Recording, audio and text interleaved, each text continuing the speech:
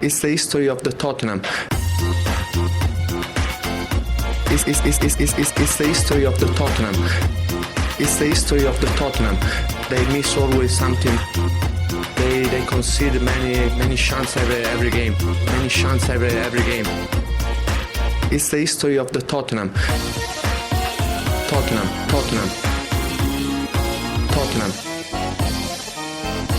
It's the history of the Tottenham. Hello and welcome to another Arsecast Extra, as always, with James from Gunnerblog. James, good evening to you. Good evening to you too. How you doing, Andrew? I'm okay. I turned on the last couple of minutes of the Carabao Cup final. I've got much better things to do with my time and my life than watch Tottenham in any way, shape or form, right? Of course. But I just finished a game of Rocket League. And I said, I'll just turn on the end of the game and see what's happening, because I was checking Twitter to see what was happening, and there hadn't been a goal. And just as I turned the TV on to the football, they were celebrating. I could see Man City fans actually celebrating in the stands at Wembley, and they just scored. So I watched the last few minutes, and you take your laughs where you can get them these days if you're an Arsenal fan, right? Yeah, you saw the satisfying sight of Heung-min Son weeping at the final whistle. Yes, I enjoyed your tweet, by the way. Oh, cheers, Son's crying. Yeah, very funny. I the minute I saw him, I was like, oh fuck, I got to get this out, because 4,000 million people will be doing the exact same tweet if they get it out before me. So I hope I was first. I don't know, but look, it was an obvious one. It was an what do you call it? A tap in. Couldn't miss. Yeah. I enjoyed Tom Rosenthal, who is a big Arsenal fan, the actor. He tweeted saying, Spurs, people aren't talking enough about the fact that Spurs hired a cup specialist trophy-winning manager and then sacked him a week before a final. That is quite an extraordinary mess, isn't it, to have got into that position? I know. Look, it's every time you think they can't be more Spursy than they already are, they find a way. They find a way. It's restored a little of my faith in football, I'll be honest, My opinion on the sport, it's been a tough week for all of us. It has. I think football needed that. Really did. Yeah, it has been a crazy week. I was saying to someone the other day that, it felt like about 7 months long last week, because so much happened and so much was going on and so much was changing, not even day to day, but hour to hour, all through the week. And then, of course, we had that game of football that we're going to discuss now in a minute. And, just what were your broad thoughts on the week that was? I know it's very difficult probably to do that without going into specifics, like what do you think of this, what do you think of that, but were you left exhausted at the end of the week? Oh, definitely. Yeah. Definitely. And kind of, I mean that on every count. Emotionally, there was it was a big roller coaster. Professionally, it was quite a draining period, constantly trying to find out what was going on. And I felt completely exhausted by it. And then, of course, it all culminated in Friday evening, the protest that happened outside the ground.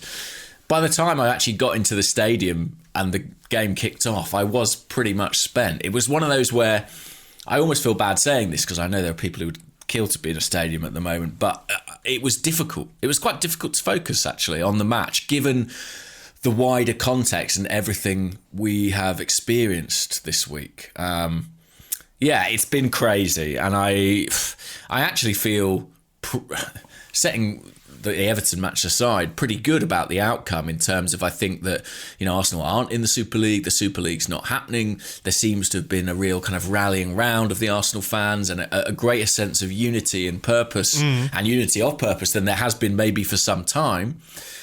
So overall, I feel positive, I think. But the football, and the match in particular, was a significant dent in that feeling. Right. Okay. So I suppose we should, given that we are nominally a football podcast, talk about the football first. And the Super League thing, it's been done to death, and it is a dead thing. But obviously, the repercussions of what happened rumble on, and we saw that on Friday with the protests, and that's something that we're going to have to talk about. So we'll do that. But this team's ability, James, to lose games that it should not lose is a problem, big problem now, right? Because I don't think we were particularly good against Everton. I know we were missing some key players and everything else, but we weren't under any real threat in the game. I thought the only danger to ourselves was ourselves, and so it proved, not quite in the way that I thought or envisaged. I was on the live blog, I was going, Everton have been so bad in this. I was typing this out. Everton have been so bad in this half. Their goal is really going to... And then they scored. I didn't even get the chance to finish the thought. So, in terms of the performance, look, we could go over the nuts and bolts of it, I guess, but it's just this self-destruct button went off again. Yeah, and I was actually thinking after the game, I mean, Arsenal do keep finding ways to not win matches, and an interesting thing has kind of happened, hasn't it, in football analysis, particularly among, your own team, where I think we're inclined to look at process, we're inclined to look at performances. I think we're not necessarily as geared around analysing the results as perhaps we once were. But I think a consequence of that is that maybe sometimes we don't look enough at the results. And sometimes when you lose a match like this and you step back and you think, how many Premier League games have we lost this season? 13 from 33. It really is troubling. And I think even Mikel Arteta's staunchest supporters would have to say he doesn't win enough games currently in the Premier League. He just doesn't. And I don't think it's that Arsenal are awful in these matches. They say the mark of a good team is that they win when they're not playing well. Well, what does it say about our team that we often don't win and when we're sort of... Well, we don't play well either, but even when it's sort of not necessarily a bad day by our own standards, we can lose without playing badly. Let's put it like that. Yeah, that's it. Our ability to lose a game or drop points when... we really shouldn't be. And there are many games this season that you could talk about, and certainly the one against Everton was one of them. Like, it's not as if we had Jordan Pickford diving from pillar to post and making all kinds of saves and playing attacking, threatening football. But I thought we were on top in the second half. I mean, in the first half, they had chances. They hit the bar. Sigurdsson for the free kick, and Leno made a decent save at one point. Oh, that was the shot that deflected off Holding. Yes, exactly. But in the second half, you're right. It was kind of one-way traffic, and we do keep finding ways to lose. And it's difficult, this, because if it was happening every so often, you'd go, oh, well, that happens. Arsenal are doing everything right. Every so often you don't get the luck, you don't get the breaks. But it's a real pattern, I think, at this point. Yeah, it is. And I think it's not unreasonable to say that we are a team that don't get any breaks at the moment. If there's any luck going, it's bad luck, and I think that's true. But it's also combined with the inability to create enough chances to offset, as we said before, like when mistakes happen, when you do the shooting yourself in the foot thing, you have some wiggle room if you can score goals.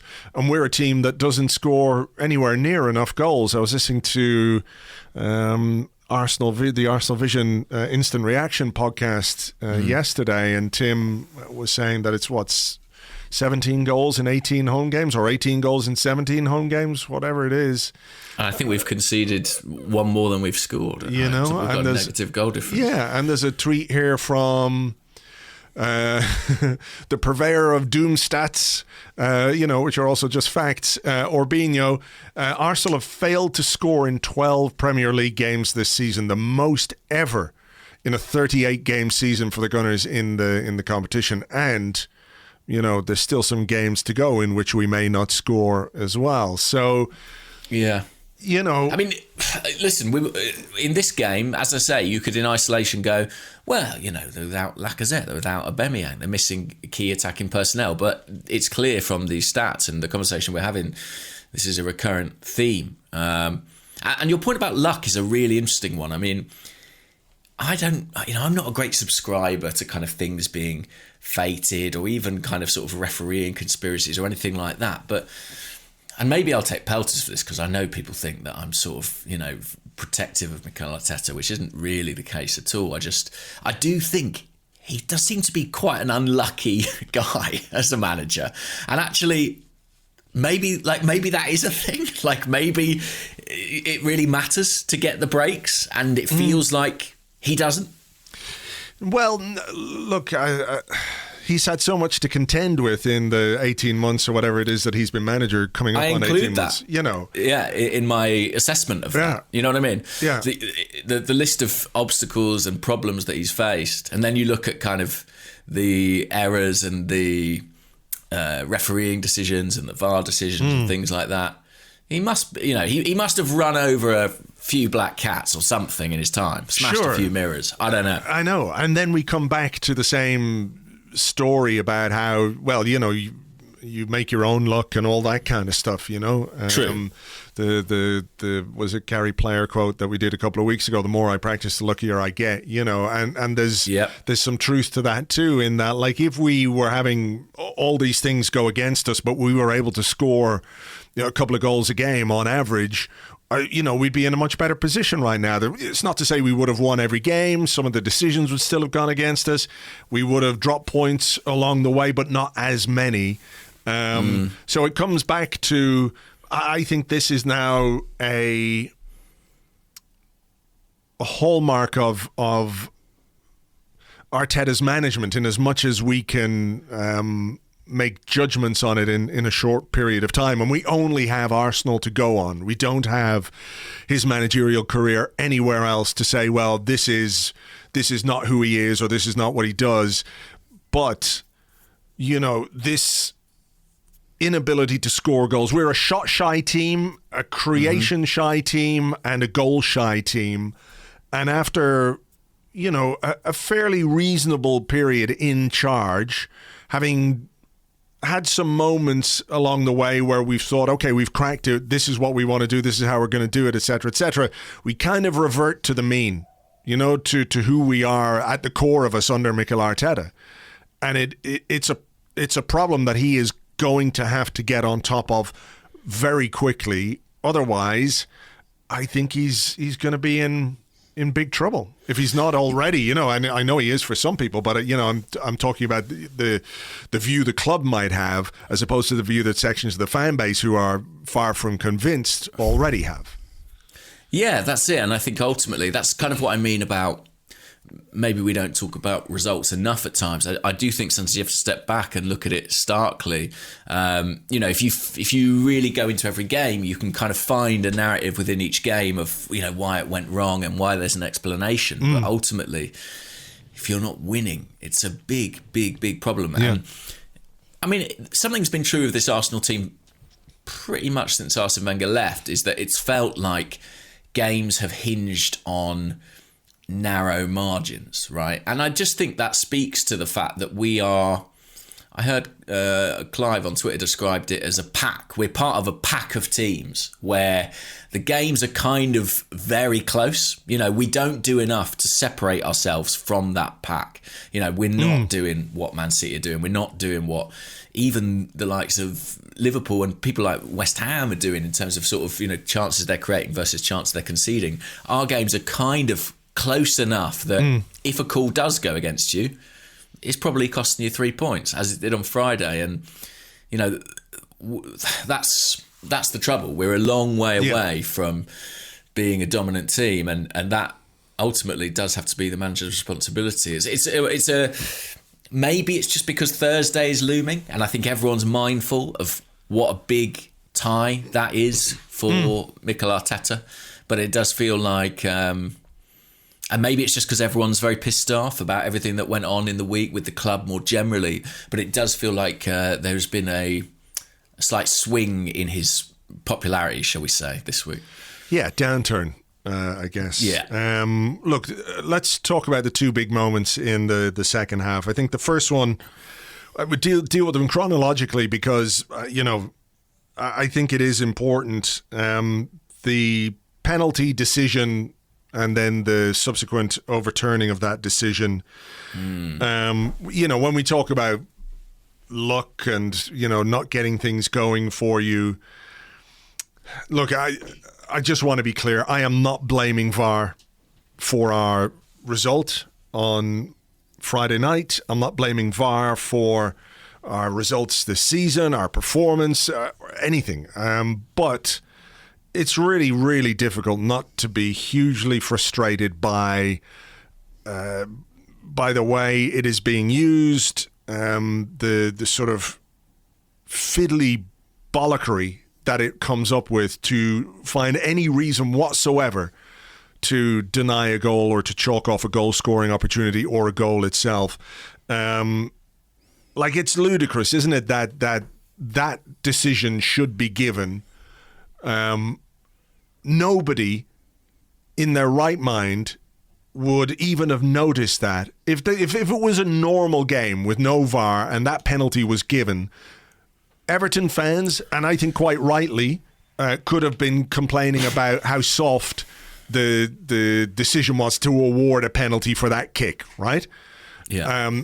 We spoke about it. Yeah, I would say so. We spoke about it after the Fulham game, and I thought that was a very, very soft penalty. But, if that the Fulham one is a penalty, then why shouldn't we get a penalty for something the exact same? But I think Everton fans would have been well within their rights to complain about that being soft. It's the classic, well, there's contact, but contact, et cetera, et cetera. We've fucking done this to death 1,000 times.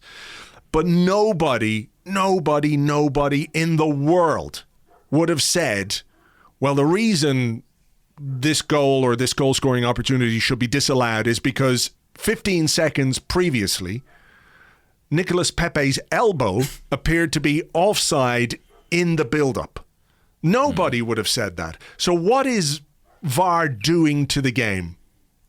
It's just nonsense. No, and I have to be... I'm pretty consistent in that I don't even really like it when it goes for us. I just think that some of the decisions are completely absurd and arbitrary. It really feels arbitrary with this line drawing. And Dale Johnson, who is the kind of VAR czar on Twitter, he pointed out that one of the major issues here is the inconsistency, because there's no clear guidance on whether or not those lines get drawn. So some video assistant referees will decide that offside is actually so close that if we draw the lines, it will be problematic and we shouldn't do it. So he made the case that with a different VAR, different video assistant referee, we probably never reach that point. It's at their discretion whether they do it or not. When they do it, it's such a flawed system because you've got the lines which are working off imperfect camera angles, which are not, it's not technology created for that purpose. They're working from TV cameras to try and find out a solution. Then you've got the fact that you're literally using a frame of the film, but is that the perfect frame where the ball actually leaves the foot? I mean, that aspect of it gets completely overlooked often in the discussion.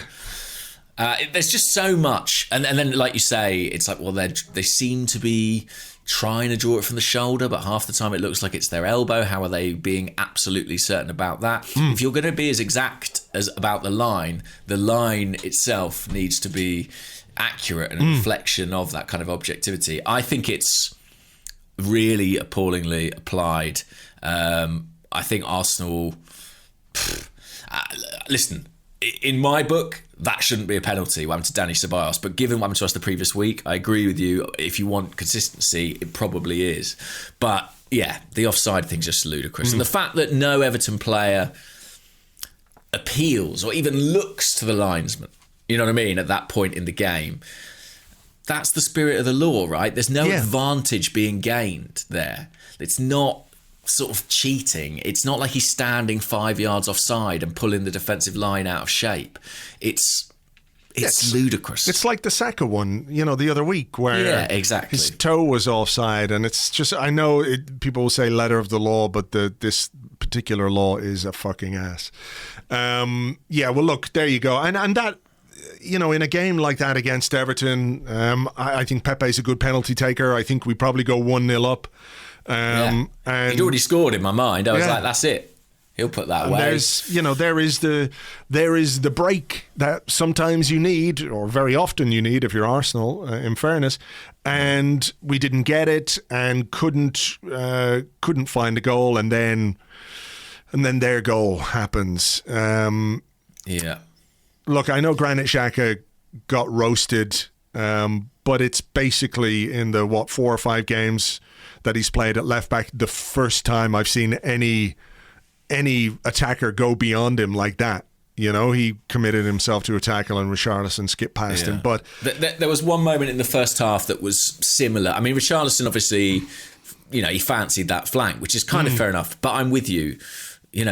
If you've got Granit Xhaka in at left back, that's a risk, right? You know that every so often he is going to get caught because he's not a left back and he's not the quickest bloke. Yeah.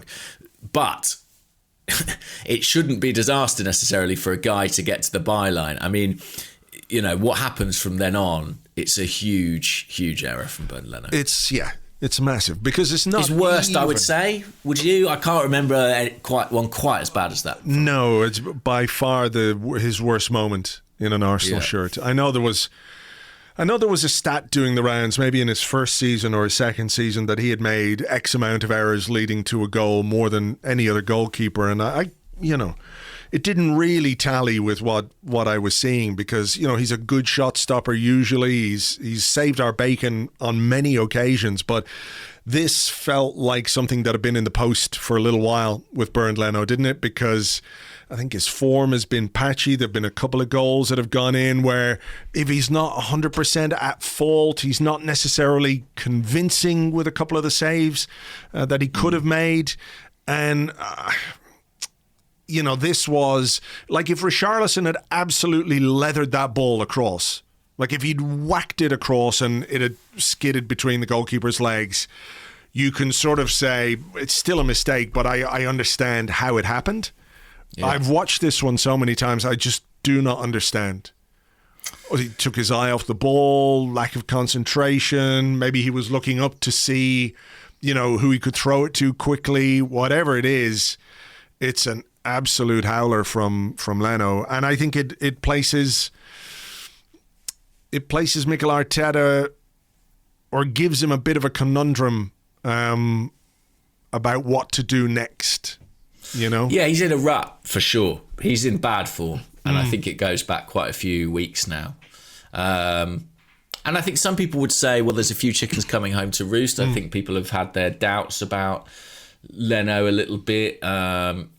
I happen to think he's just in a bad vein of form, and I think that can happen with a goalkeeper. It's just slightly surprising, we did see errors from him in his first season. I remember one against Chelsea where he sort of palmed a ball out and they scored the rebound. But that was last season, wasn't it? Was that not last season? Right? Yeah, the game we were winning. It was one of Arteta's first games, was it? Yes, sorry, you're right. It was his first home game, I believe. And what has always been striking about him is how well he's recovered from them. That he has made mistakes, but he seemed like an incredibly mentally strong and stable guy who invariably would then in the next game have an absolute stormer and you almost forget about it. And I think what's troubling is that he's now putting together a bit of a run of errors. Yeah. Stretches back to some of that bad footwork, but there have also been, this goal had shades of maybe one that he conceded at West Ham in terms of getting beaten early at the near post in that fashion. This was obviously worse, more egregious. Manuel Almunia was shades of Almunia. He was looking down from on high with a fine glass of Rioja. Yeah. Smiling on from the roof of the Emirates Stadium. Now, I know exactly what you mean about what happens next. Let's park that though, because I've got questions for part 2, so we'll come back to that. But it is a huge error, and ultimately one that cost us the game. We had VAR again, by the way. We were the wrong side of the arbitrary line once more. Yeah, exactly. It was a millimetre the right way from Everton's point of view. I mean, I was looking at the replay and I was going, oh, please, this could save our bacon here. And I looked at the replay first time and I was like, how could they possibly give that offside? I know they just gave our one offside, but it's just when you chuck it in your own net, you can't have too many grievances. Do you know what I mean? No. And even there, that goes back to maybe some of the bad luck that if you want to ascribe that to bad luck, but certainly from a manager's perspective, whatever your failings in terms of how your team performs or how proficient they are going forward, how many chances they create, etc., that's out of your hands. Unless your goalkeeper is doing that every week and you keep picking him, then it's your problem. But a manager can't legislate for an experienced goalkeeper like Bernd Leno doing something like that. No, I think you're right about that. I do think you could maybe ask question more broadly of the club, in terms of they let Emi Martinez go for a lot of money. In the summer, they didn't properly address the number 2 position. I don't know. I think maybe the management of the goalkeeper area, if they brought in a really credible number 2 in August, who was sort of pushing Leno all season, or who was a really competent, confident alternative, maybe someone... I don't know. I mean, we will discuss whether or not Matt Ryan is those things. But, if they had brought in another guy with Martinez's kind of stature, probably unrealistic, but maybe it changes the situation. But, let's not relitigate all that. But I think it is worth mentioning. It was a huge mistake. One we couldn't put right either in terms of finding an equalizer or finding a goal to save something from the game the way that we did against Fulham. We had 3 attempts on goal after they had scored. There was a Martinelli one, I think, and Dani good pass from Ceballos, Thomas maybe. Partey. Yeah. What did you make? more broadly, just of the attack. We talked about maybe not creating enough. What were you surprised that he went for Eddie Nketiah, say, over Gabriel Martinelli as the centre forward? I wasn't necessarily surprised, but maybe a little bit disappointed. And I don't think Eddie Nketiah had a bad game. Really, there were a couple of moments where it might have fallen for him. I thought he put himself about well. He was tidy on the ball. He did some of that dropping deep that Lacazette does. And he had scored, of course, in the previous game. Yeah, but I think what's clear with... I reckon if you put Eddie Nketiah into Man City's team, he'd score a lot of goals because they create the chances that he would like to tuck away. You know what I mean? I just think that in a team which really struggles to create on a consistent basis, when you play a striker like Eddie Nketiah who needs structure around him to be effective as a goal scorer, I just don't know that we have that. Not on any consistent level. And I think and this is probably something we'll talk about a bit later on as well, but if Aubameyang is not available for Thursday, even though I think he probably will be, but if he's not, I would rather see Gabriel Martinelli start up front than Eddie Nketiah. Again, it's not because I thought Nketiah was bad. I just think that this team needs, and maybe it goes against everything that Mikel Arteta wants, but it needs a little bit of maverick energy, if we can call it that. Somebody who can do something unexpected. Like Eddie won't do anything unexpected. He'll get in positions. If you give him a chance, he'll tuck it away from 3 yards out because that's where he scores his goals. But beyond that, he's not curling one in from outside the box. He's not going to do what Martinelli did when he had that chance laid on, the sort of burst of pace in the penalty area and the ability to get a shot off when I didn't think it was there for him to do it. He's not going to do that. Got a dribble. Yeah, and that's not to be critical of him. That's just who he is. But I think look, there's nothing we can do about Everton now, but I would prefer Martinelli in the future. And I think as well, maybe there was an element of Nketiah, he'd scored, reminded people he was around, and this was maybe a little bit of a shop window selection as well. Yeah, I think it was. Because from, if you're thinking purely about Arsenal's future and the development of the player, I mean, Martinelli is kind of the obvious choice. And I actually thought he would play Martinelli. I know Arteta likes Nketiah and has picked him plenty, but not in the last, not of late, not in the last 4 months. He hasn't, so no. He's throwing a guy in pretty cold as well.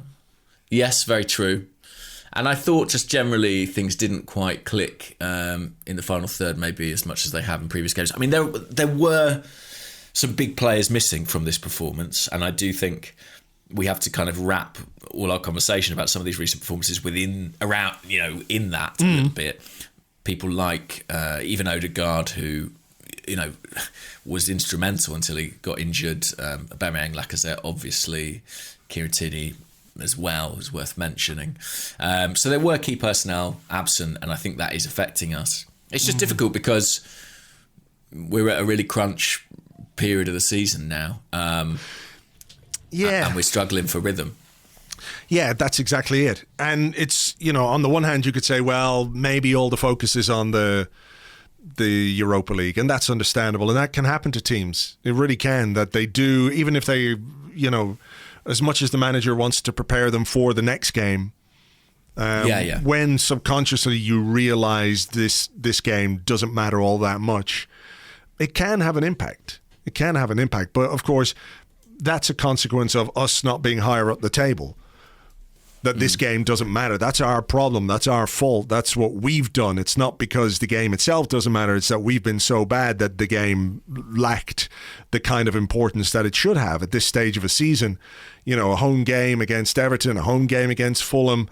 These are games that you should be winning because you ought to be, at the very least, pushing for securing your place in the top 6 and then, top 4 and everything else.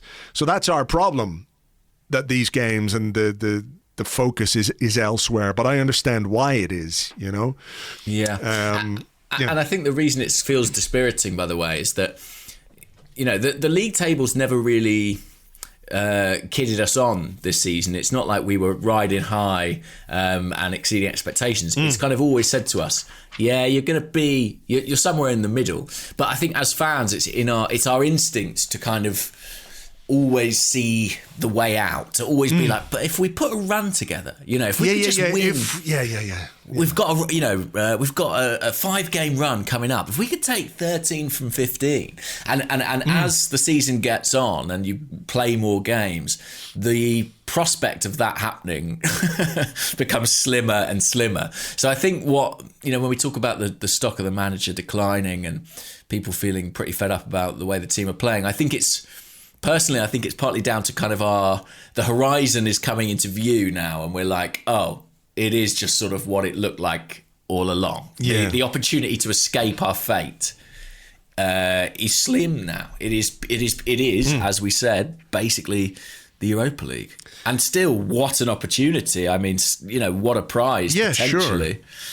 Sure, but, and even the people who would say the Europa League is all that matters right now, it doesn't mean you can take losing the way we lost to Everton and drawing the way we drew with Fulham. You can't just take that lying down. You don't just say, well, fuck it. You can't, especially in the overall context of this season where, we've lost 13 games. Failed to score in 12 of them. That is, whether you think there's been improvement since Christmas or Boxing Day or whatever, that's just part of the big picture.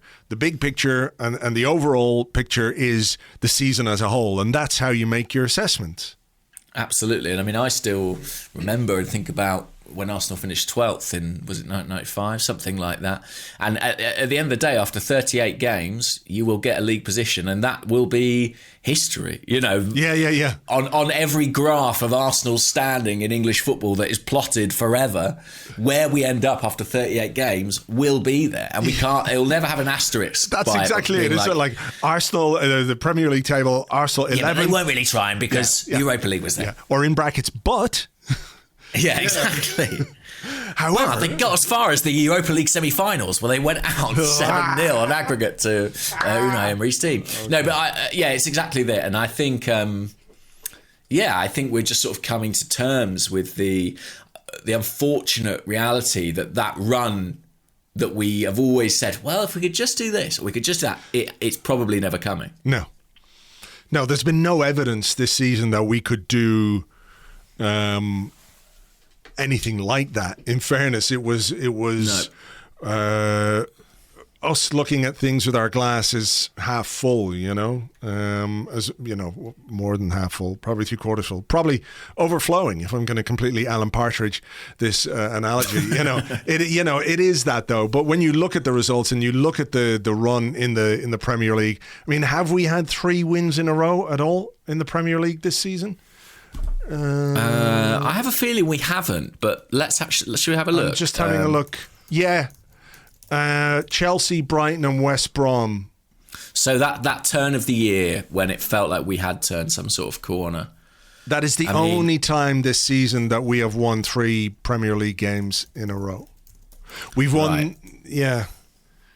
And if you look at the Premier League table, Brighton and West Brom's positions aren't too clever. Do you know what I mean? No. So it's not the kind of run to get too excited about. I mean, Look, we all did, but the results are pretty dismal. They really are. Hey, look. It is all about Europa League. It is all about Thursday, and that's something that we can talk about a little later in the week. We will be doing, of course, a preview podcast for the Villarreal game on Thursday. So let's talk a little bit about what happened before the game. I mean, everyone knows at this point why it happened. So do we need to go over the why or the build up or everything that went on in the week? I think people are saturated with that, aren't they? I think so. Yeah. I mean, we did enough, in podcast terms last week. I think we covered all the angles on it. So I don't think we need to go over that again. But you were there, obviously, before the game. I saw your video. What was your sense of the atmosphere, the mood, I guess, and the what the turnout showed, because it was look, part of me is a little bit like squicked out by it from the pandemic sense. Yeah, it made me personally feel uncomfortable in the sense that I would not have liked to have been there. In the middle of that, in these current circumstances. I'm not casting any judgments on anyone who was there. I fully support the protests and everything else. But just, personally, it just made me feel a little bit uncomfortable from the pandemic point of view. I mean, so with feet on the ground and eyes on the scene and everything else, what did you make of it all? I had that feeling as well because I've lived, pretty carefully for more than a year. So there was a kind of inherent caution in me, but I think you could, if you wanted to be sensible, you could be. You know what I mean? Like you could take the right precautions, keep your distance, keep your mask on.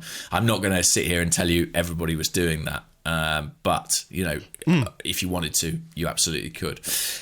Being there, the atmosphere was great. I think the turnout is obviously partly about everything that's gone on this week and how strongly people feel about that. I think it is also a little bit of a, we're at a time in England now where, rightly or wrongly, people feel that we are the other side of the mountain in terms of the pandemic, and there's a real desperation and an urge to feel that sense of community. And I think that fed into the turnout. I think people wanted to be part of a group, wanted to be part of something.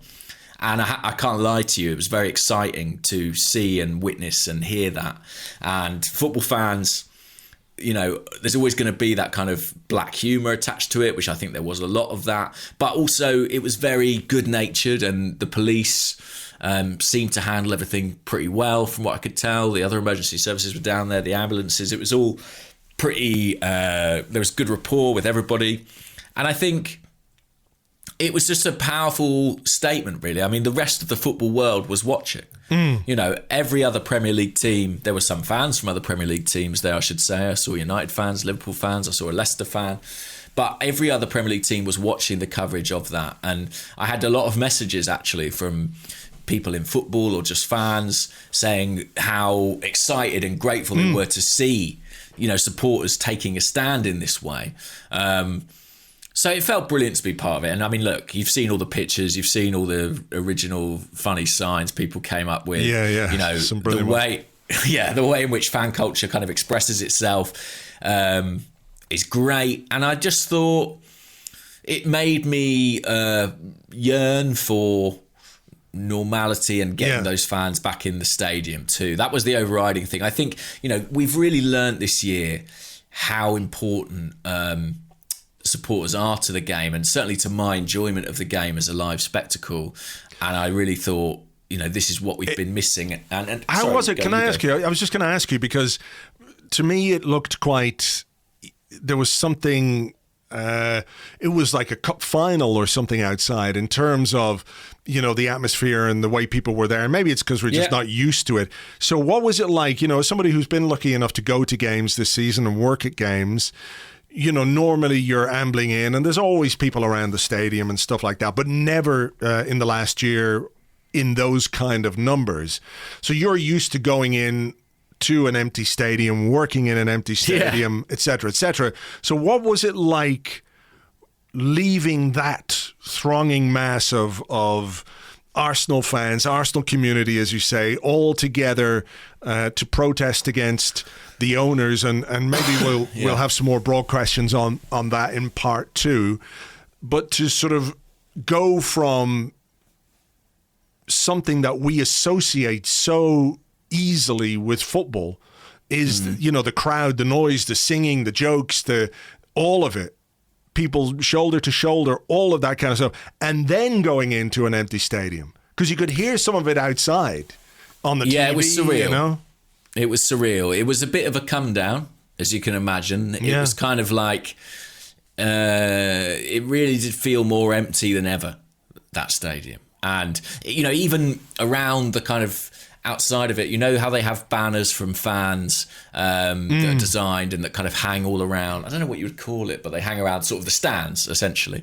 And a good few of them had been taken down because Arsenal fans had followed Liverpool's lead, and a lot of them had asked for their banners to be removed. And that added again to that kind of slightly surreal feeling of emptiness. And actually there was a moment I nipped out during the first half into the kind of exterior concourse bit where you've got, the sort of, you'd ordinarily have like the burger stands and drink stands, and obviously it's completely empty. It's just sort of grey concrete. But at that point, the police, I think, had moved the fans away from the club shop, and they were all walking round the exterior of the stadium. So you were in this empty, hollow, echoing corridor, but you could hear the fans, the other side of the turnstiles, singing songs and chanting and, laughing. And it was this very odd contrast of this, cold, hollow, empty stadium and really the life and soul of football being just outside it.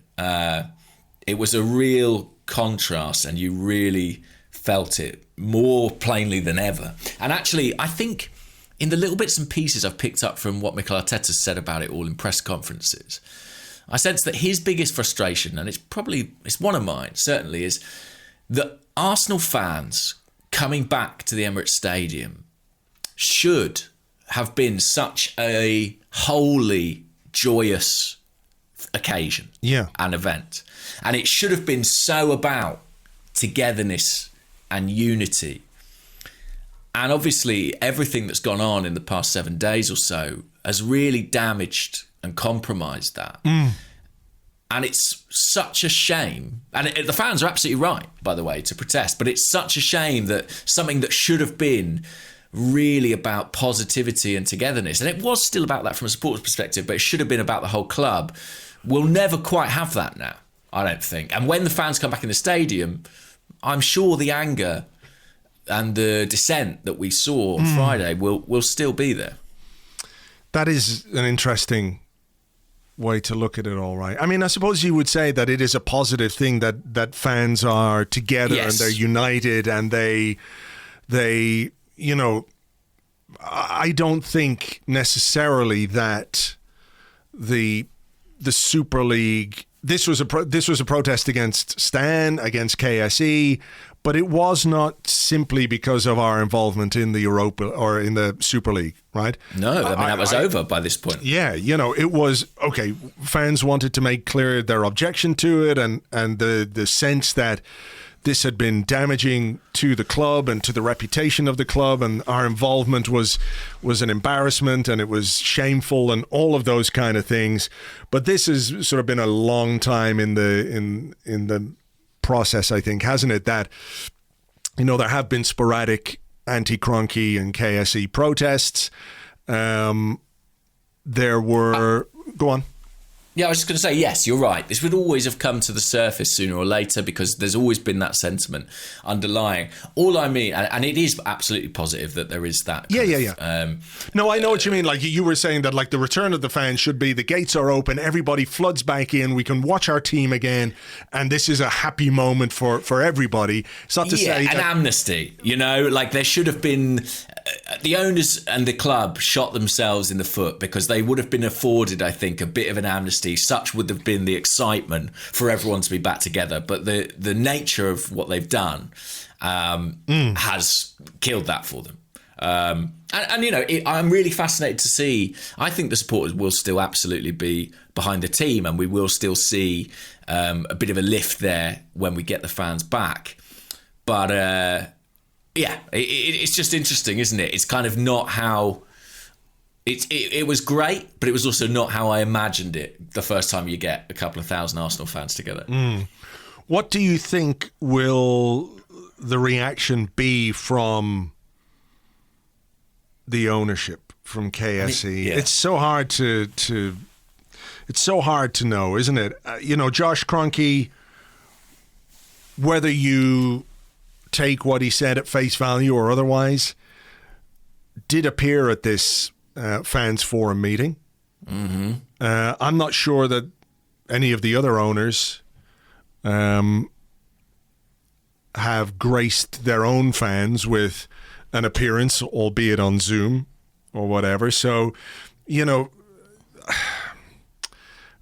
I just don't quite know what to make of it, in the sense that it's hard for me to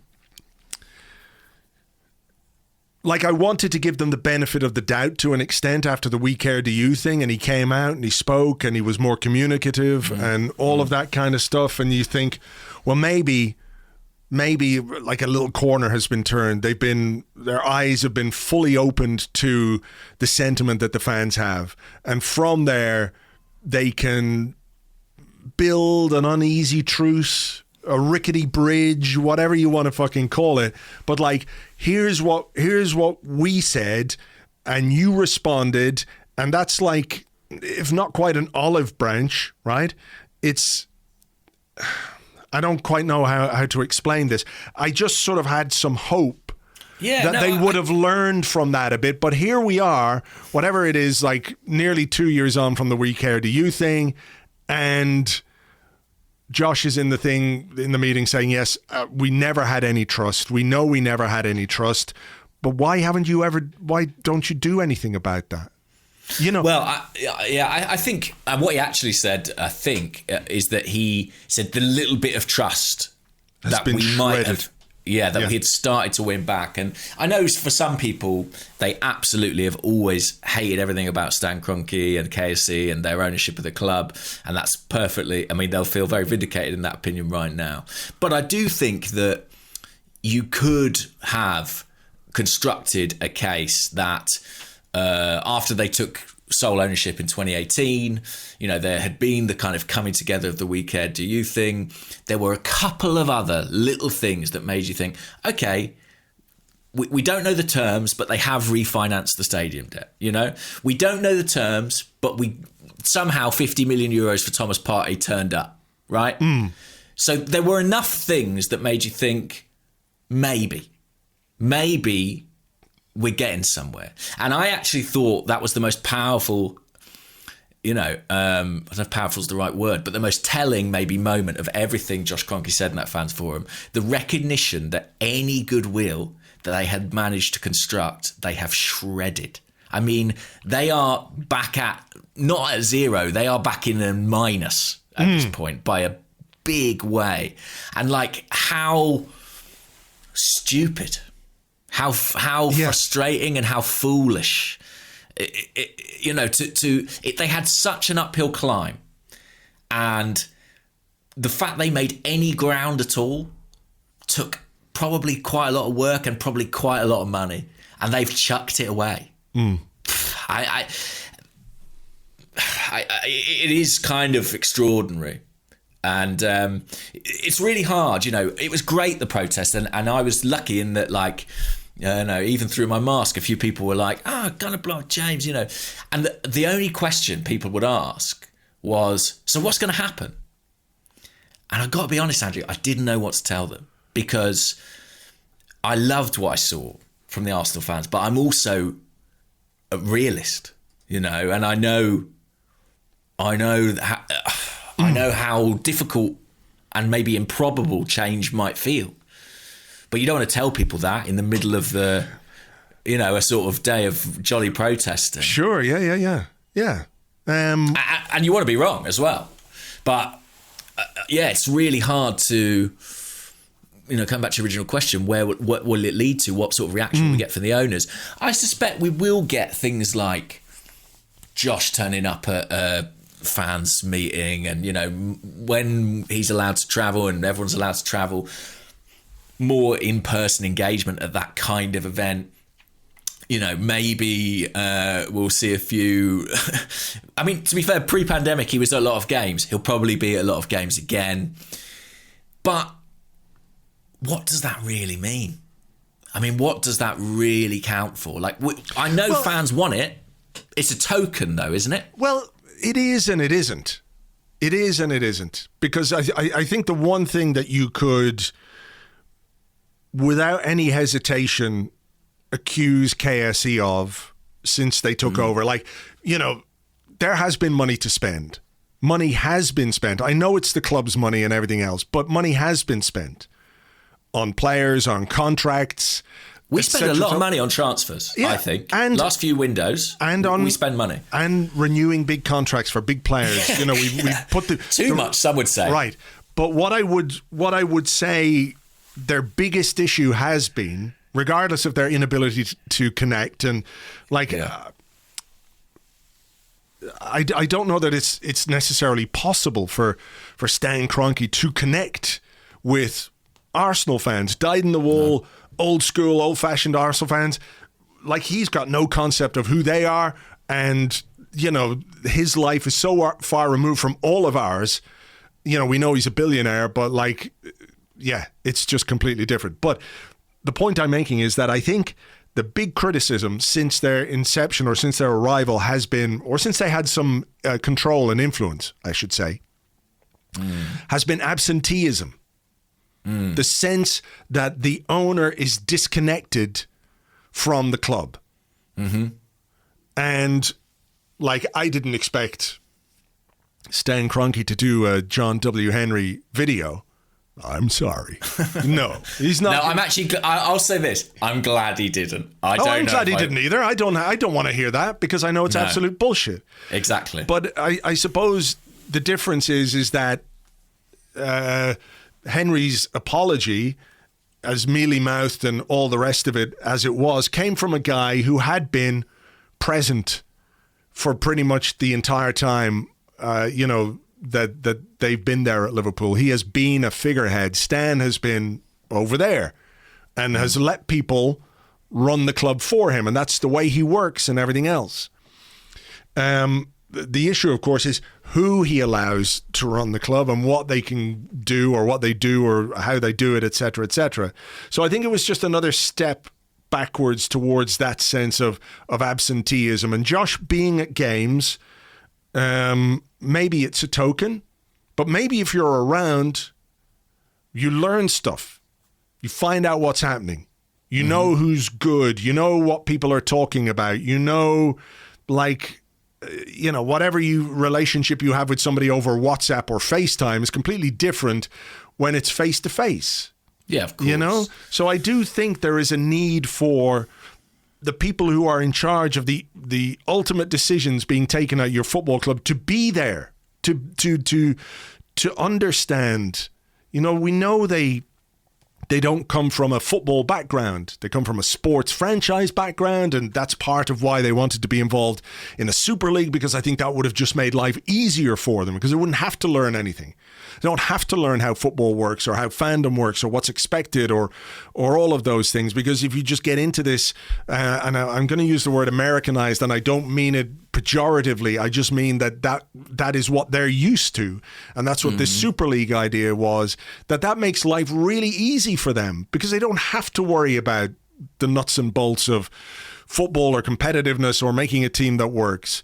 So I think, again, you know, I'm not hopeful, but if, and I know the pandemic has played some part in this as well, right? Because, you know, travel is some part, but you know, it's not. It's not. Listen, we're all on Zoom, you know? Yeah. Like, you know, that explains why Josh isn't at games. It doesn't explain why, as he said in the meeting the other day, he hasn't been able to engage with fans. That's not valid. Yeah, even that, though. You know, I wonder about that, you know, in because I think we look for engagement from the owners, and I'm not saying there's anything wrong with it. I'm not saying there's anything wrong with looking for it either.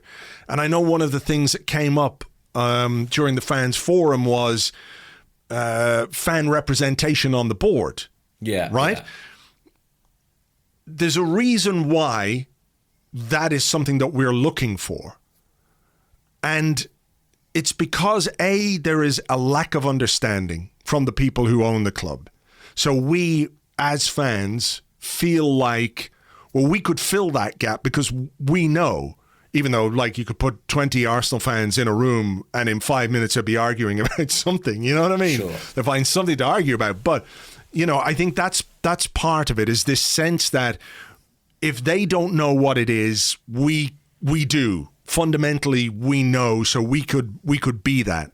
But the second most important point is that we just don't have good enough people on the board in the first place. So I don't necessarily want, this isn't to shoot down the idea, but I don't necessarily want fan involvement on the board or fan representation on the board. I want the best people that we can get to run this football club on the board. Do you know what I mean? So it's like... But what's interesting is, and this is one of the most interesting things about the protest, I think there was clear consensus on Kroenke out, but I don't think there is necessarily consensus among the Arsenal fans about what exactly we want. Do you know what I mean? Like, there are a lot of people who would say to you, well, we do want fan representation on the board. No, sure. All I'm saying is that if we had highly skilled football executives on the board, this football club would probably be in a better position. And the need, or this thing that we feel we need, like if we were winning trophies, nobody would care if there was a fan on the board or not. And ultimately, that's what it comes down to. That's very true. Like, with the best will in the world, the biggest Arsenal fan in the world could be on the board. It's not going to make any real difference because there's no influence there. They might be somebody who can provide some background or some color or say, well, look, if you do this is the way fans are going to react. And I'm not saying that's not that couldn't be useful. But the reality is we want this because this club is it's going backwards. We all felt like we needed to maybe take a step backwards before we went forwards again, but we're going a bit too far backwards. So we're panicking in a way, because we can see that the trajectory is the wrong trajectory. So how can we fix it? We want to be involved. But I think ultimately it boils down to having the best people available. And that's like at board level and picking the team and, being technical director and all of those kinds of things. Yeah. I think there are two sides to it all, really. There's the politics and there's the performance. And I think different fans, there's kind of a scale between those of sort of where you sit in terms of what it is that you want from change. I think, I think probably the majority are much more led by performance. If Arsenal start winning things, that will appease them.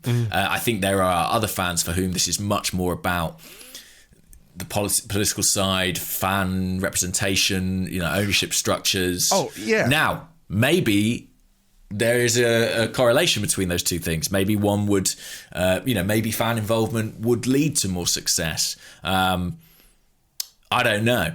I don't want to be make it sound like I'm dismissive of the idea of fan involvement or anything like that. I mean, I think there's been a lot of talk, hasn't there, of the 50+1 model that they have in Germany, and I think football, particularly in England, opened the door to allow people in, so situations like this at football clubs were going to happen. How do you explain to someone who spent, whatever it is that the Kroenke spent to acquire Arsenal, actually you now don't have majority voting rights? I just don't know how. I don't know how that's possible. In any, like, how is it even legally possible to say to somebody, we are completely changing the landscape of? Well, like, this is basically company ownership. That's what it is. Is like, we can talk about it applying to football or whatever, but these are basically companies. It's company law. So and I love that model, by the way. Listen, if someone said you can click your fingers and suddenly 50% plus one votes on all major issues belong to the fans, effectively, fantastic. Wow, what an incredible thing to have, and credit to German football for preserving it in as far as they have done this far. I don't see that at all being feasible in the Premier League. No. I don't wish to sound cynical. I just don't know how the hell that would work. Well, I mean, before we take a break for part two, Barcelona as a football club elects its president. It's the socios that make the decisions about who's in charge, and they're currently €1 billion in debt. So fan involvement isn't always. Now, I know that's down to what's gone on there, but it's not like listen, a panacea for everything that's wrong either, No, and listen, I know we're overdue a break, but the conversation's sort of flowed. So what I would say is they're not engaged enough, the Kroenkes, but then is that not absolutely inevitable when Arsenal aren't your sole focus? Arguably not even the jewel in the crown, I mean, the Rams are a huge focus for them. Running a football club, owning a football club is such a consuming, huge project from a business perspective, from a passion perspective. If you are like an umbrella company that owns half a dozen teams, it's absolutely inevitable, is it not, that you're not going to dedicate as much focus to one as we would like. Well, I mean, and look, here's the other thing, the final thing that I'll say on this before we go and take a break, is that, as fans, I think we're right to be distrustful of Kroenke, or indeed maybe any other owner that comes in or would have come in, because when it boils right down to it, football and profit from football clubs is a pittance. If you make a profit, it's measly in comparison to what you're making as a billionaire from your other investments, right? Yeah. It's tiny. So where do you extract the value? And it is by manipulating the game and maneuvering to make something like the Super League happen So the increase asset, the value of your investment. Yeah. So, the motives for their involvement ultimately are completely flawed for me, unless you have the passion for the football club. Like if it's an Arsenal supporting billionaire that comes along and all he wants, like you or I or anyone listening to this, if we had £5 billion tomorrow, you buy Arsenal and you do everything you could to make it the best thing in the world that it could be, right? But why would you do that if you're Stan Kroenke or someone who just wanted to own a football club for whatever reason? And I just don't believe there are some, but I don't believe there are many people who end up with £5 billion who make habits of giving it all away. Well, if I had £5 billion tomorrow, James, I would spend some fucking money on this football team. I promise you that. How much of your £5 billion? Well, I give what does Stan want to buy it? $2 billion? There you go. Still got $3 billion. Stick $500 million into the transfer budget in the first season. That should get us a few decent players. And you'll be all right with just that. Just the $2.5 billion that you're left. Yeah. What can I say? You're just a selfless guy, I guess. I know. A man of the people. Andrew in. Let's have Kroenke out. Andrew in. Just need the $5 billion.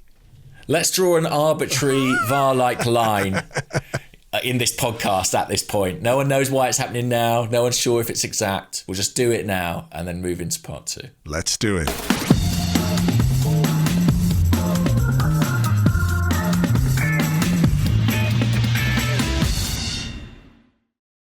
Welcome back to part 2 of the Arsecast Extra. This is where we answer questions that you send to us on Twitter at Gunnerblog and at Arseblog, and also on the Arseblog Discord chat server, which you get access to if you are an Arseblog member on Patreon. I'm going to go first, James, returning to something that we discussed in part 1, a couple of them here.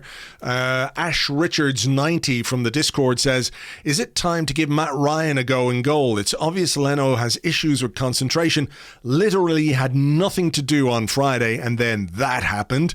And Saul Goodman LMK says, evening gents, Leno's blunder the other evening was awful. He's been very inconsistent and doesn't instill much confidence in me even when he's on form. Is it time to seriously consider Matt Ryan for the moment and maybe look into the market in the summer, especially with the comments Leno made only a couple of weeks ago? It's a really big decision, I think. You've got a player who is in bad form. And if it was an outfield player, I think you would drop him. Yeah. But for some reason with a goalkeeper, maybe as well because Matt Ryan, while he's a very credible international goalkeeper, maybe he was never the plan, shall we say. Maybe he's not got the... had we bought David Raya last summer and he was sat there on the bench and the goalie coach loves him and Arteta thinks he's perfect fit for the style and all that stuff, it's an easier decision than putting in the guy we loaned from Brighton because he wasn't playing. It feels like more of a gamble. But of course, sticking with Leno is a gamble, given the run that he's on. I personally would go Leno. I just think, and you know what? I don't know enough about Matt Ryan to make that call. I think that's at the heart of it for me. Like I would be tempted, but I think if you make that decision on Leno now, you're basically ending his season. You're saying that right from now on, Matt Ryan is the goalkeeper. So Matt Ryan is going to play, if you pick him on Thursday, got to play him in the Premier League as well, I think. Because goalkeepers, you don't want to be in and out with goalkeepers.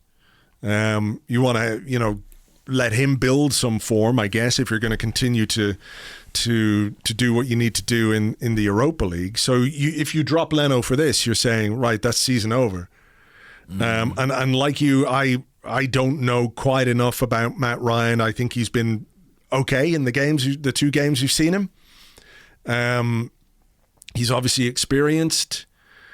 It is a difficult one, though, because you're right. If Leno was an outfield player right now, he wouldn't be playing.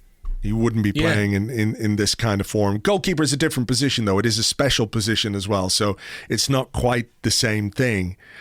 No, it's different with good reasons. Yeah, I understand why it's not the same. And you don't, rotate your goalkeepers and stuff. But yeah, I sort of come back to what I say in part one here. I think sort of we're in a slightly awkward position of, the number two that we have. And again, I don't mean to be harsh on Matt Ryan. I liked him when he was at Brighton, and I think he's done well in the games that he's played, but it still feels like a gamble of sorts. I mean, has he been tested at this level? Has he played a European semi-final? I don't know. Yeah, like it's a headache he could have done without, to be fair. Considering the other headaches that he has to contend with Tierney, with Louise out, with, question marks over the strikers. I think he'll definitely go Leno, by the way. I mean, I think he will as well. There's a debate, but knowing what we do with Arteta, I think he's going Leno. What do you think of the Leno situation overall? Because, look, we're all... Weird comments, weren't there, the other day? We're all brilliant at reading between the lines. And we're all brilliant at jumping to a conclusion about something, and then, like a few days later, it turns out to be completely wrong. But that's what we do as football fans, and it's part of the enjoyment. Do a podcast. Yeah, exactly. Yeah. But do you have any doubts or worries or concerns about Leno's what's going to happen with him? Because it feels like we've got a lot to do in the summer.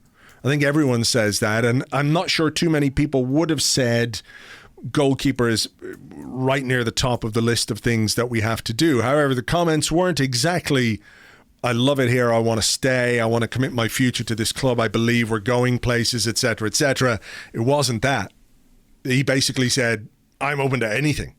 Like, I'll stay or I'll go. You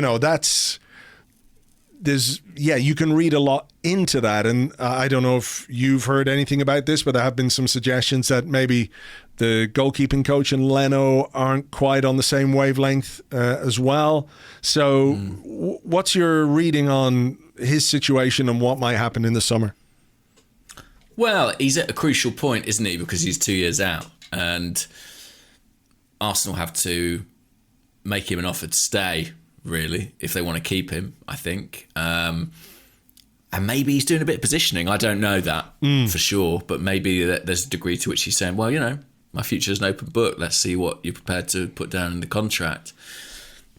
It is an interesting one. I also feel like, is any player super committed to play for Arsenal right now? I mean, looking at where we are in the league and sort of how far away we are from where we want to be, I'm not absolving any of these players of their part in it, but I suspect that there's quite a few of them who think, well, if a Champions League club wanted to come in for me, I'd be out of here like a shot.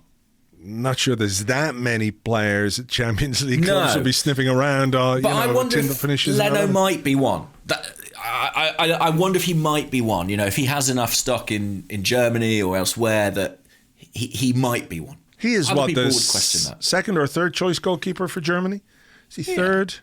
Yeah, he might not be a kind of, might not quite be an Edison or, an Alisson, but I think he's held in high regard internationally. So that might be in his thoughts, and he's probably thinking, if I want to have any chance of being Germany's number one, I need to be in the top European competition. I know people who don't like Leno will be saying, well, we'd stand a better chance if he didn't make all these errors, and that's absolutely right. But I just am speaking from his perspective, if he might think he's got a bit of leverage there. I don't know what's going to happen with it. We needed to buy a goalkeeper last summer. We didn't manage it. We've got Matt Ryan in. He's done nothing wrong, really, so far. Beautiful pre-assist the other day. Yeah. But I don't think anyone's operating under any illusions that he's going to be the number one. No. At any point. No. So it's a position that needs a bit of a shake-up. Yeah. And as for the goalie coach, I mean, after... Sounds harsh to call it the Runarsson debacle, but I mean, it kind of was. Where is he? A little bit. Where is Runarsson?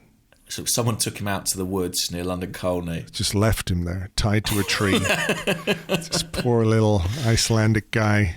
So cold. I mean, it was weird because we were even trying to get him out on loan. We couldn't manage that in January. So, yeah, I don't know if we're ever going to see that guy again. But, yeah, given that, I mean, I wouldn't be giving him free rein to pick whoever he wants in the summer. No. It is an interesting one, Leno. I mean, personally, I'm one of the people who rates him slightly more highly than others. I probably would give him a new deal. I don't think he's our biggest problem. But if he is well regarded and you could sell him and get someone for cheaper and it enabled you to strengthen other areas of the pitch, I could live with that as well. Yeah, and look, the Emi Martinez thing keeps coming up as well.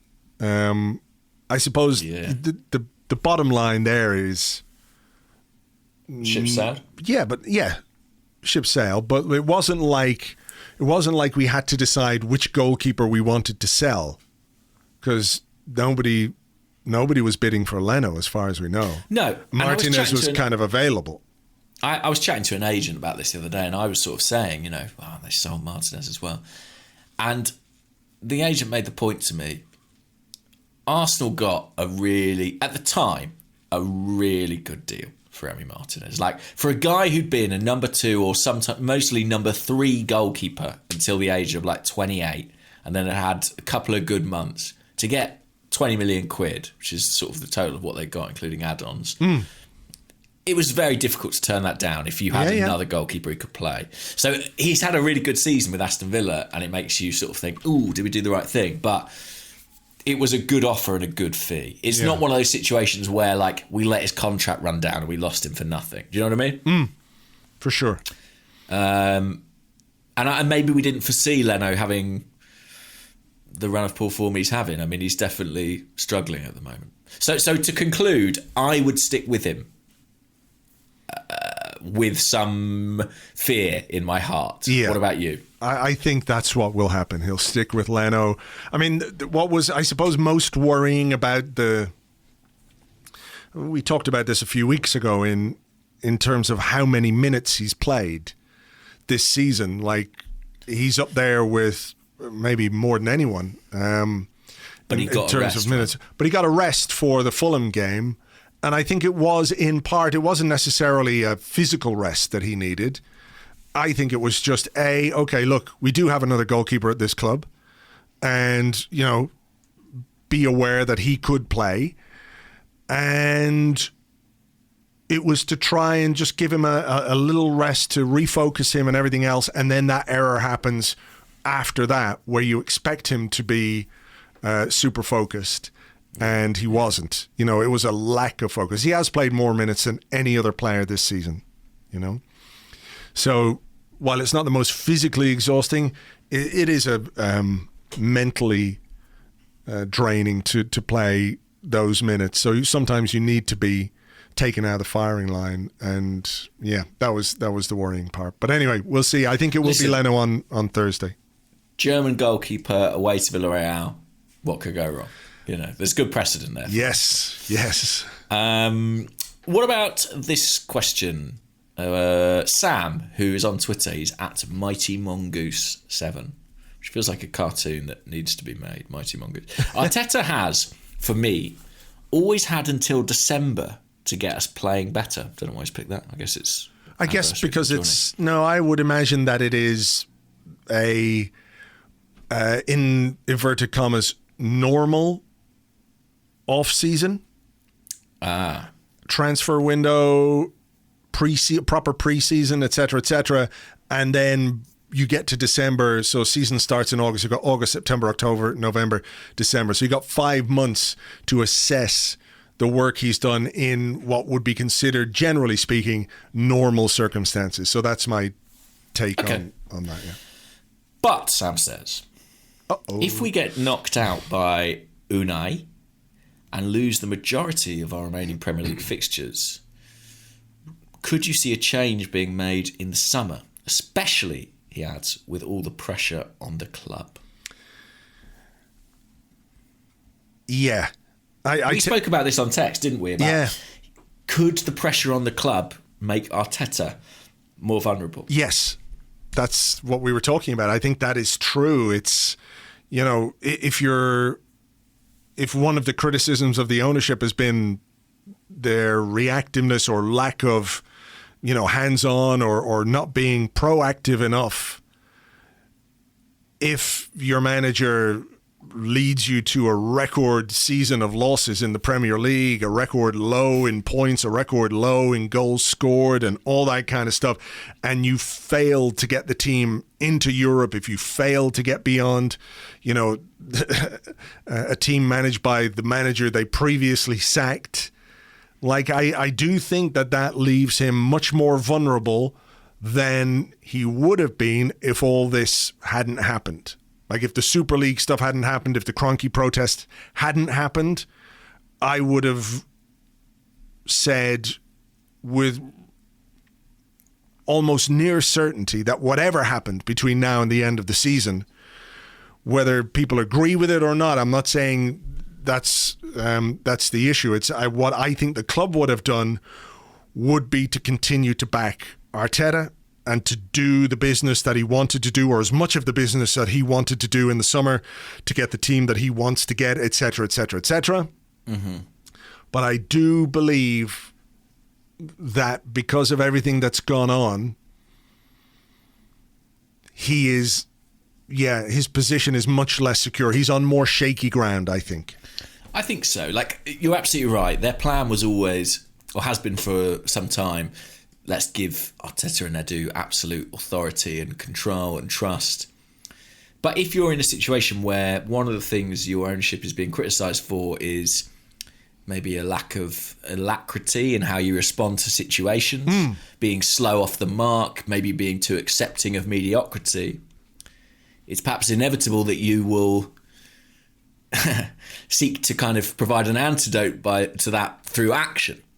And the most dramatic, transformative action an owner can have on the fortunes of a football team is to change the manager. I do think it puts him on slightly shakier ground. I mean, the ground is shaky anyway, considering the record. And if he goes out, what was the name of the guy who asked the question? Mighty Mongoose. Sam. But I prefer if we could refer to him as Mighty Mongoose. He will forever now be Sam the Mighty Mongoose. Yeah. I was sort of inclined to take his position in that give him till Christmas. Yeah. Then sack him. Well, Merry Christmas, Mikel. Well, look, if nothing improves, because I do recognize that, that there have been issues and external issues for him to deal with, Arteta, I mean, that have Apparently been... there was a pandemic. Someone mentioned a pandemic. Yeah, look, I'm not even necessarily talking about that, even though that is huge. I don't think you can escape it, but it's been the same for everyone. Everyone has had to deal with the pandemic. Not every club has had to deal with the departure of a legacy manager, a complete restructuring of the executive, the firing of another manager, Twice, or head coach, an executive structure that fell apart where, there were question marks about what we were doing and how we were doing it. A lot of long-standing internal problems with the squad and everything else that have had to have been sorted out. We saw some of that happen in January with players being paid to literally just fuck off. I do think there is an element of Arsenal are not the same as every club. The circumstances, everyone's had to deal with COVID. Not everyone has had to deal with the departure of Wenger, the hiring of Emery, the leaving of Gazidis, the leaving of Mislintat, Sanyehi, the malign influence of super agents on some of the business that we've been doing, poor squad building, all of those things. So the one thing that sort of gave me hope and optimism and, put me very much on Arteta's side was, and remains to an extent, his acknowledgement of the problems that we have that needed to be sorted out, right? I don't think anyone can really argue with that. The problem is is that you have to sort out all those things and produce results. And I do wonder if the big mistake, not the big mistake, but if it was a mistake to make Mikel Arteta manager rather than leave him as head coach and bring in, we should have brought in maybe somebody with more football experience or executive experience or technical director experience or sporting director experience, etc., to actively take charge of some of the things that Arteta himself appears to have been, I'm not going to say distracted by, but has had to deal with, right? Mm-hmm. So maybe that's what we should have done. Ultimately, though, you cannot ignore the results. And no manager, no Arsenal manager, who loses as many games as we've lost, even with bad luck or whatever way you want to put it, and who, you know, obviously I hope this doesn't happen. I hope, you know, our season ends with huge success. And if it does, it changes the landscape completely. But if you lose that many games and play that poorly for most of the season and crash out of Europe, no, even Mikel Arteta himself, I'm sure, would tell you it's normal that his job would be under threat. I think so. I think, you know, we've all seen Kroenke out trending this week.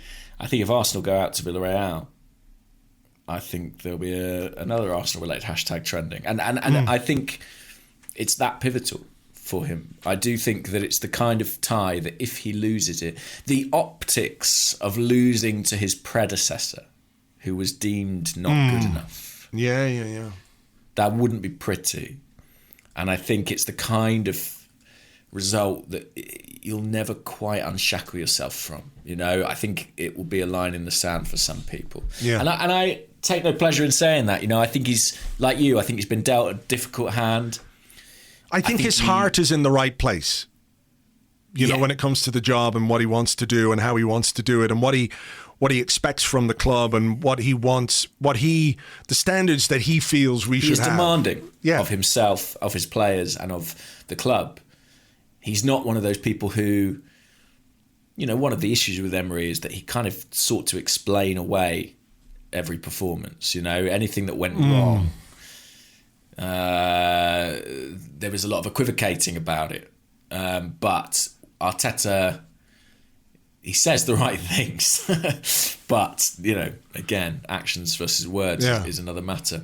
I do think if he doesn't make it past this stage of the competition,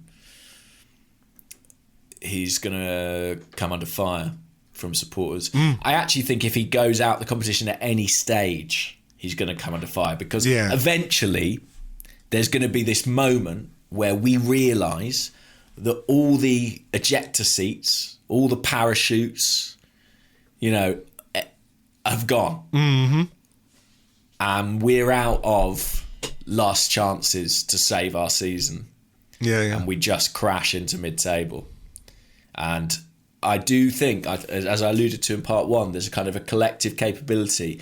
It's our nature as fans to sort of put that off as long as there is that possibility of escape. And when that goes away, even if it is the final day of the season, look at Unai Emery.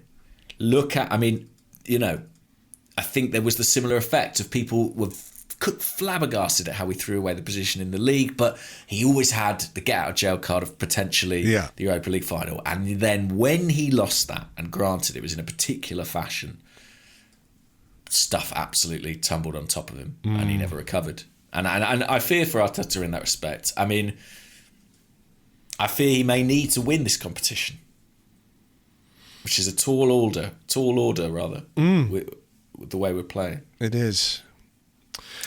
Okay. Go on. Here's a question from Ivan Colon, who's at Ivan M. Colon 11. And he says, do you think it's time to end the experiment of Xhaka at left back?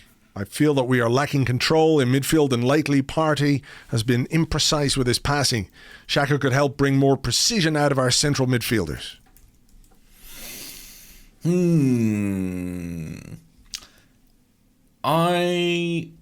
I've been thinking about this one. I mean, Villarreal play on their right midfield a young chap by the name of Samuel Chukwueze. Nearly signed him. We tried very hard. I believe the work permit issues. 21 years old, quick, strong, skillful, tricky. A tricky player for any left back to handle. For Granit Xhaka, maybe very tricky, especially if he wants to drive in field. I mean, that's Xhaka doesn't want to be doing that. But I think I have the concerns. I understand the reasons for the question. I think I would still stick with him. I heard Clive on Arsenal Vision mount a pretty cogent case for sort of maybe putting Gabriel in that position. And I do wonder about that. Like, I feel like he could do it. But he could do it in the way that Xhaka does it. Yeah, that's what I mean. But he couldn't do it in the traditional fullback sense, I guess. No. And I suppose it's not something like if that was the confines of that particular deployment of Gabriel. Like you're not asking Gabriel to be Kieran Tierney. You're asking Gabriel to do what Xhaka does at the moment. And the thing that we would have then is Xhaka back in midfield, which gives you less Dani Ceballos, which is something that I'm okay with. But he's doing okay, isn't he, Ceballos? Yeah. I just find him so underwhelming. I guess the question is he more underwhelming? Like, but then it's between Ceballos and Cedric, isn't it? Yeah, or Gabriel. Yeah, he's being asked to do a specific role, I suppose, as well, when Xhaka is at left back.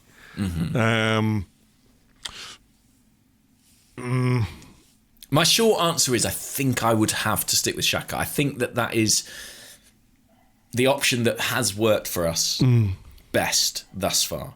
What would you do? Like, I don't really like Cedric there. I would be less inclined than Clive to use Gabriel there. What about Alex Runarsson? He's lost. He's not up to anything else, as far as we know. Lost. Get down the woods. Can't find him.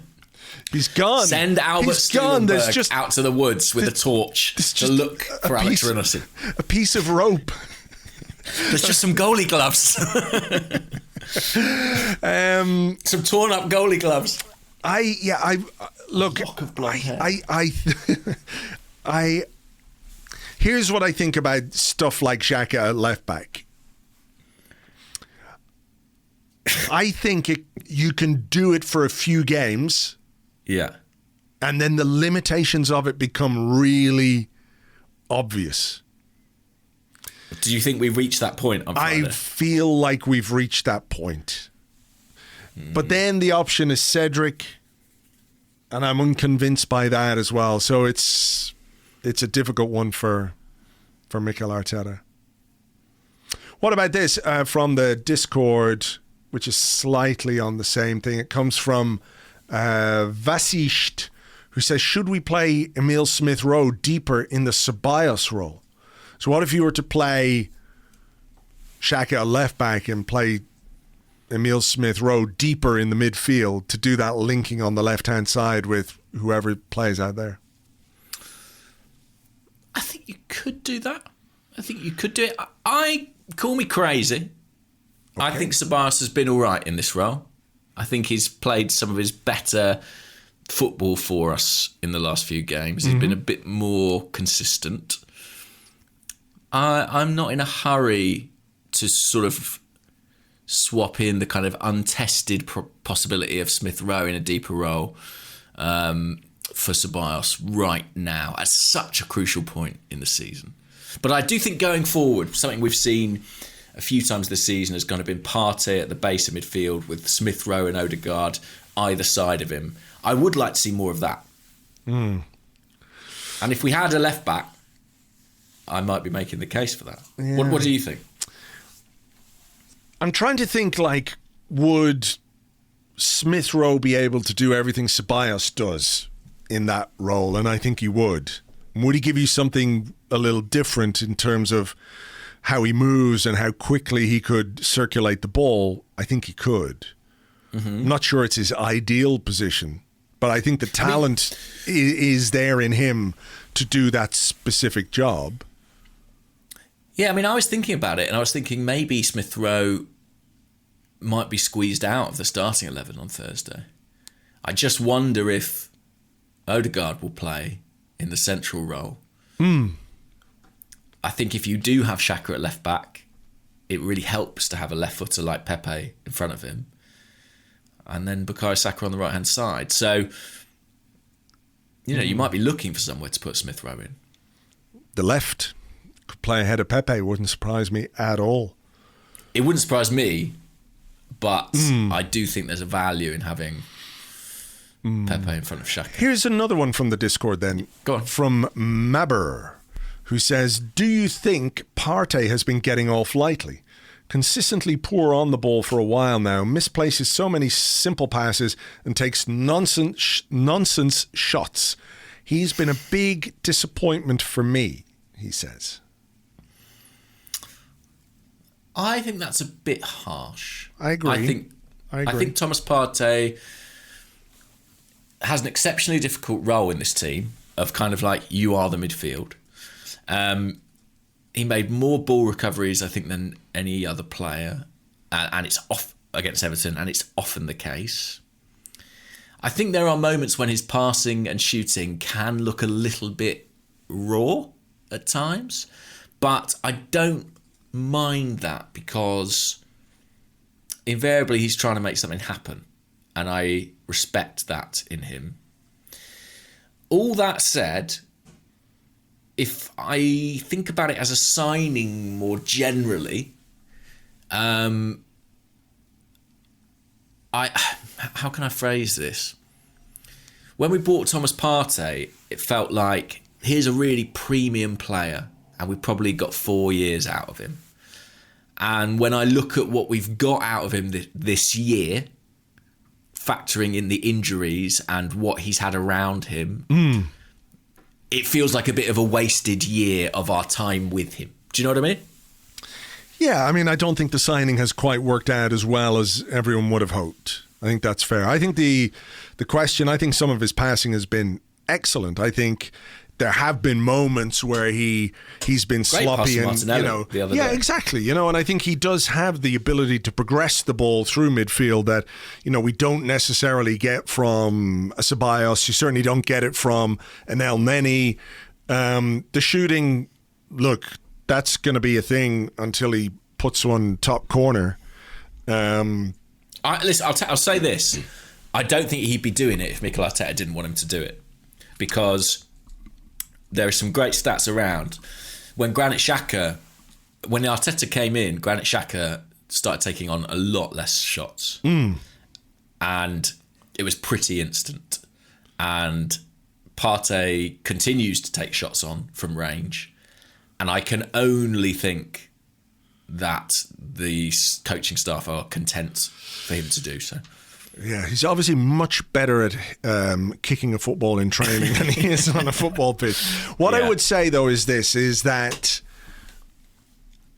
at this point of our season, he would go a long, long way to repaying a significant part of that transfer fee if he were to produce 2 or 3 big performances in the Europa League, akin to the one at Old Trafford.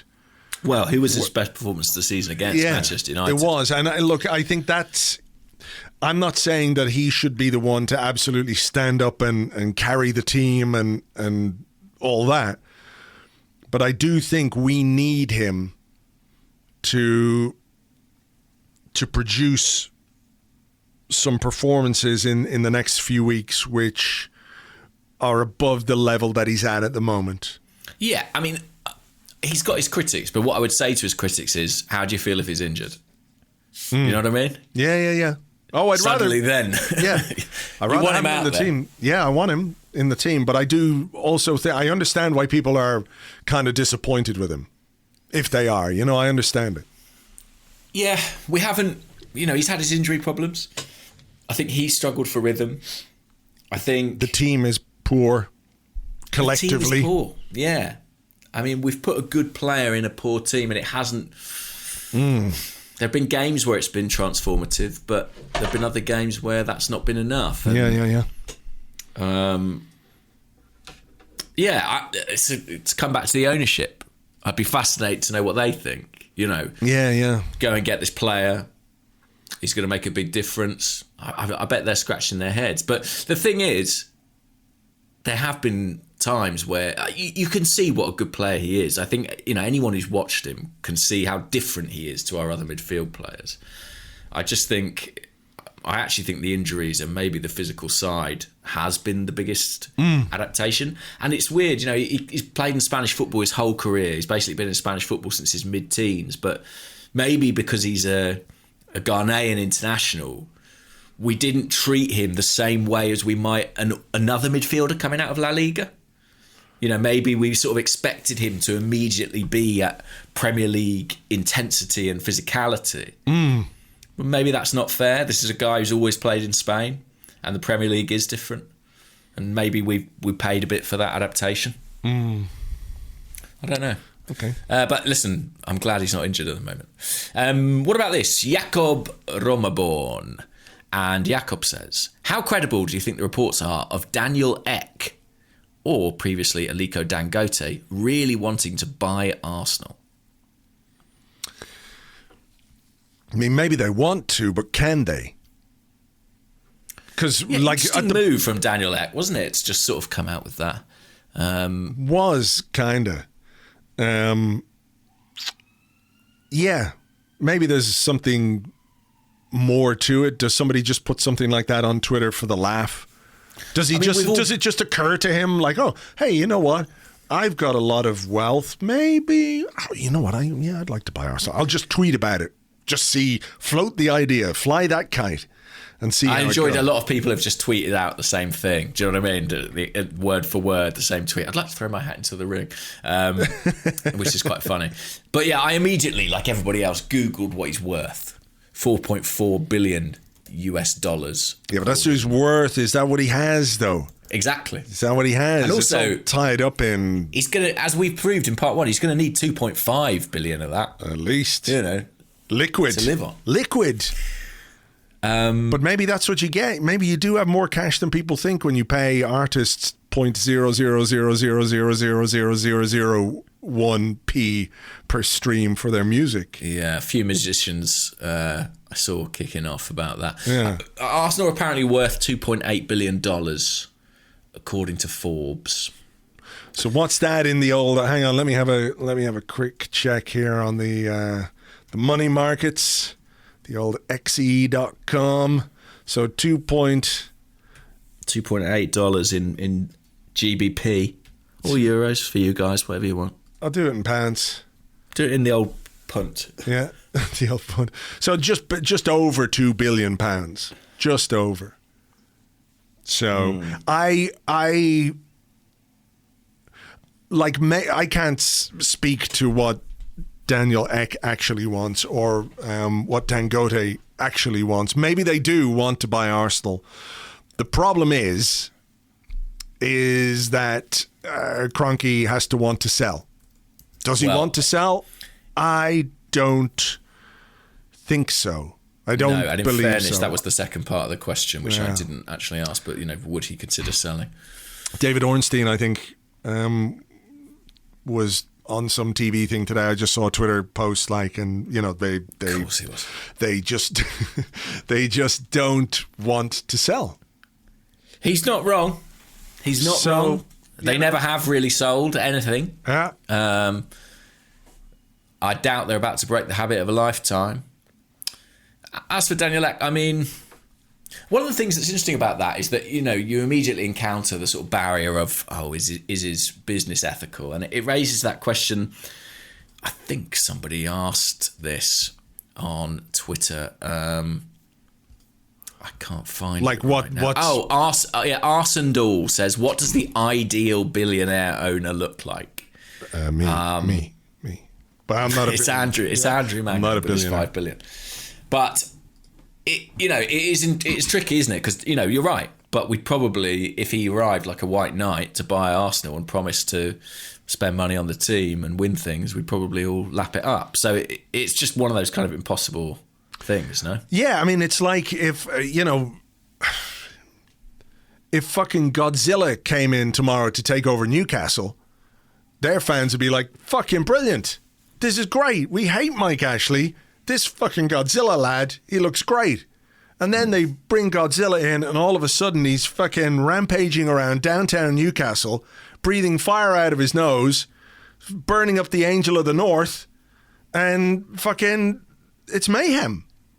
Yeah. But you're willing to overlook all the destruction and the fire breathing and the trampling and the rampaging and the everything else because he's not Mike Ashley. So, to the wider point though, it is difficult when you get into the kind of financial range that these people are in to come across the nicest people, you know? There's only so many people who can buy Arsenal, who could afford it, you know? And most of them have probably done things to piss people off to make that money. Yeah. It's really interesting, you know, because, you know, the sort of dialectic, the big sort of discourse over the past week has been about sport versus business. You know, that's kind of how it was all framed. The Super League's about sporting ambition against sort of business growth. And the teams that were last into the Super League and first out were Manchester City and Chelsea. Who don't need the money. Well, not they don't need it, but, you know, they're not as dependent on it. Exactly. So, and what are the reason that those people bought those clubs? Well, to make them look good, essentially. For them to succeed and that to reflect well on the people who bought them. And they are not the reasons that Arsenal was bought. But, so I'd say that if you're thinking about it from a purely sporting perspective, you probably do want to be bought by someone like Abu Dhabi or Roman Abramovich. But my instincts tell me that that Arsenal fans wouldn't be comfortable with that. A lot of Arsenal fans. Maybe that's changing though. Maybe increasingly they would. Maybe bizarrely the kind of sports washing thing ends up being a more kind of purer sporting pursuit because it's about the growth of the reputation of that club. Do you know what I mean? It's really tricky. It is. It is. And it just makes you realise there's no good way out, probably. No, I mean, that is sort of probably the, you know, unless you get the kind of lightning bolt from above magically creates the kind of 50+1 model, then I don't know what your best bet is. I think the short answer is like, what does the ideal billionaire look like? Probably it's not one. Probably it's some sort of consortium, right? Probably it's faceless money with smart people at the front of it. You know, but... And smart people aren't that easy to find either. So... No, well, as we've discovered.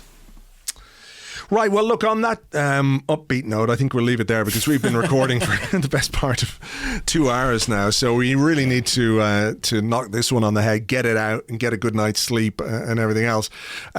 We do have a massive game on Thursday, of course, in Spain over at Villarreal. We will preview that during the week for Patreon members, patreon.com/Arseblog. As ever, thank you very much indeed for being here. Really appreciate it as always. I hope you enjoyed the show and we will catch you on the next one. Bye-bye.